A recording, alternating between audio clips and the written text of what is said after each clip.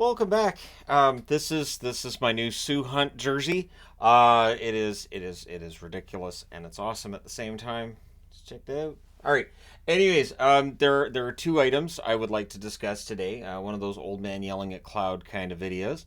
So there's two things. One of them stands out from last night's game. So I went to a Vancouver Canucks game last night, and I have to say, why is everything remade? Like, I understand like dance remixes have existed dating back to what, the 80s, maybe even the late 70s with the invention of disco and all that.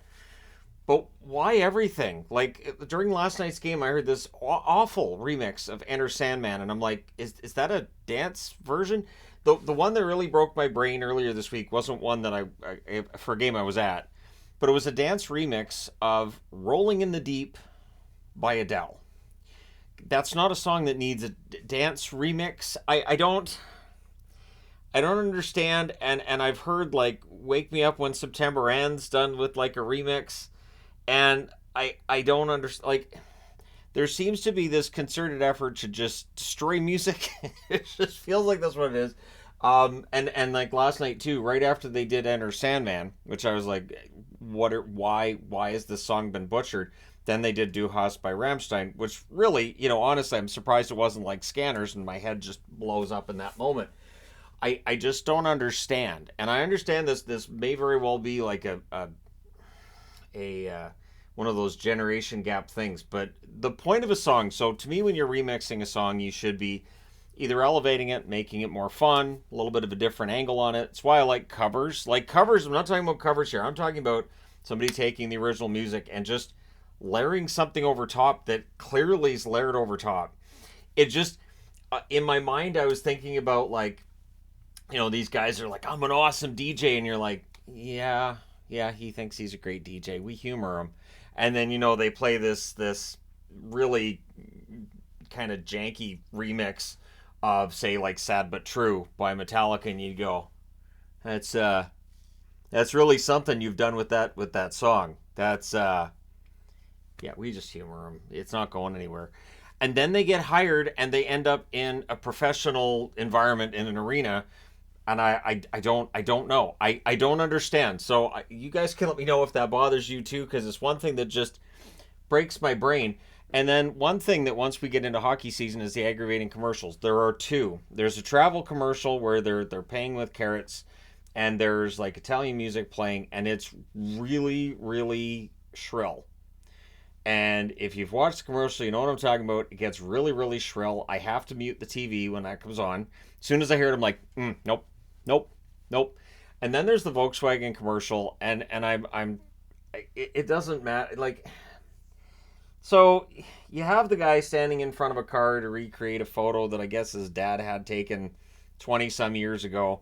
And they have this really loud opera music over top, which like is jarring in and of itself. And I find the music jarring and upsetting. And as soon as I hear that, I run to grab the remote and turn it off. If it's here on the computer because I'm watching on Sportsnet Plus, I mute it immediately, or I just close the window. I'm like, I'm out of here. That commercial means no.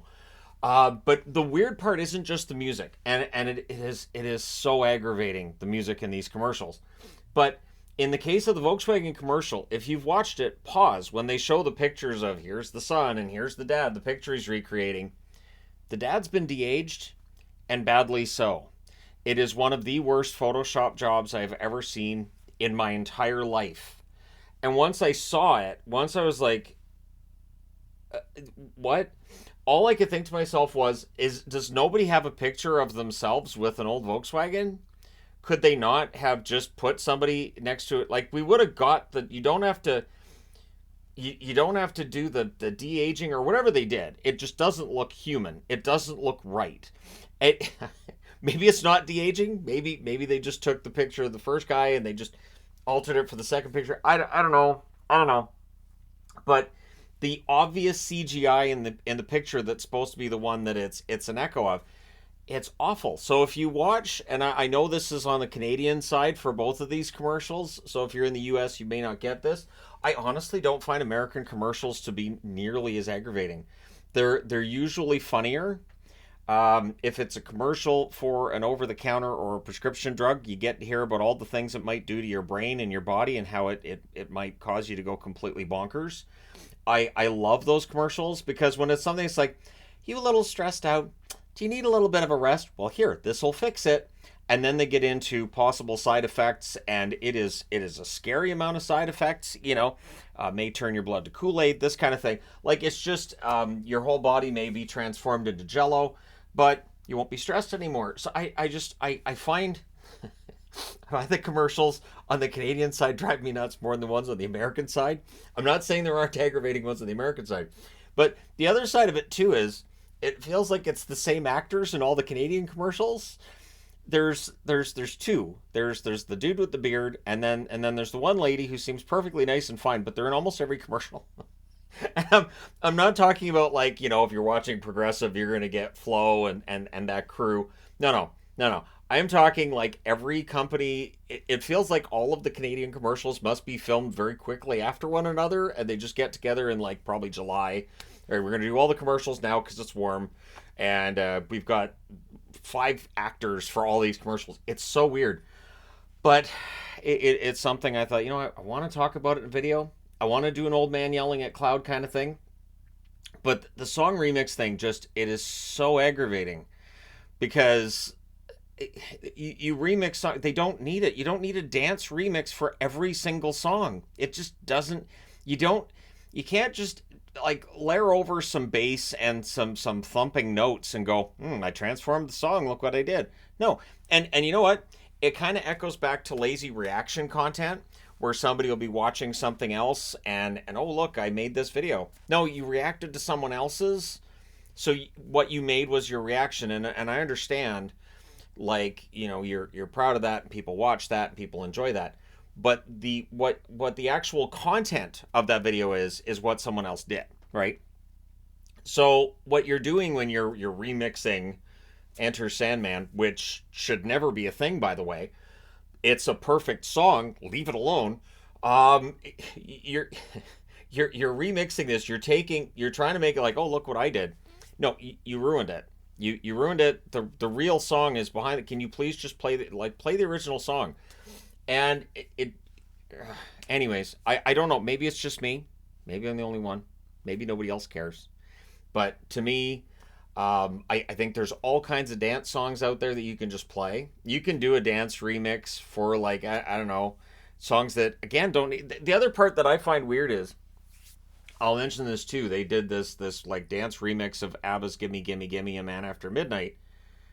It's already a dance song. It's a disco song. Why? What are you doing? Why? Why?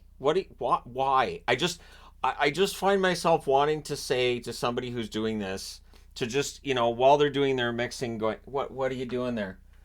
You're doing a remix of more Metallica. Got that? Which one is it? Oh, Wherever I May Roam. How about you don't? How about you leave the song alone? It is fine as it is. So if you're going to play at a sporting event, why don't you just play the original song? People will like you.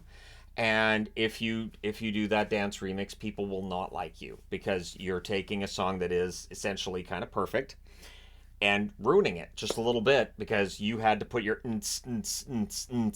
over top of Enter Sandman. Right? Like it. So again, maybe it's just me. Maybe other people are like, hey, I like this. I like this groovy version of a really depressing Green Day song, which is got to be my favorite.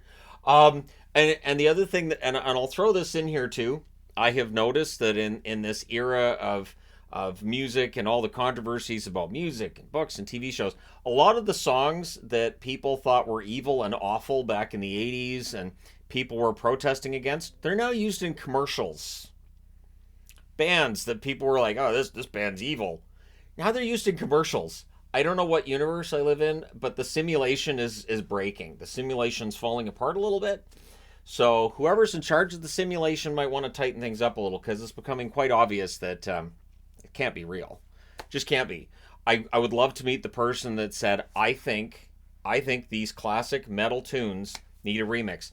I think we need to take Zeppelin songs and make them dance remixes. I'd like to meet this person and get them committed because I don't know why anybody would want to do any of that. There's already dance music. We call it dance music. Remix that, and then we don't care, because dance music is dance. It's for dancing. Enter Sandman is not.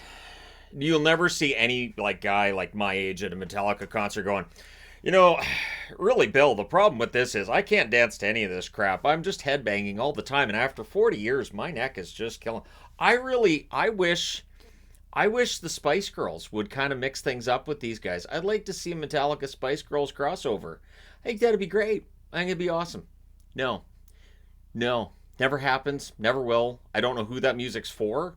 It's certainly not for people who like dance music, and it's certainly not for Metallica fans, of which I am one. Unless it's the Saint Anger album. That one, gone. Just burn it, make it just fire, gone. Forget it. Okay, all right, that's out. Thank you guys so much for watching, for all your support. As always, let me know your thoughts in the comment section below. And hey, thank you guys so much for all your support. I will talk to you again soon.